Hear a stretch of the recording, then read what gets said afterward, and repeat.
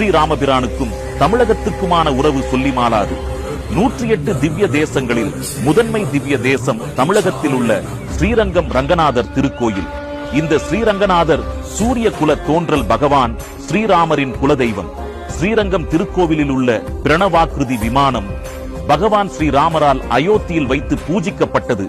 அயோத்தியில் நடைபெற்ற ராமபிரானின் பட்டாபிஷேகத்திற்கு வந்த விபீஷ்ணருக்கு பிரணவாக்கிருதி விமானத்தை பரிசாக கொடுத்தார் பகவான் ஸ்ரீராமர். பிரணவாக்கிருதி விமானத்தை இலங்கைக்கு கொண்டு செல்லும் போது விநாயகரின் திருவிளையாடலால் ஸ்ரீரங்கத்திலேயே பிரணவாக்கிருதி விமானம் தங்கிவிட்டது.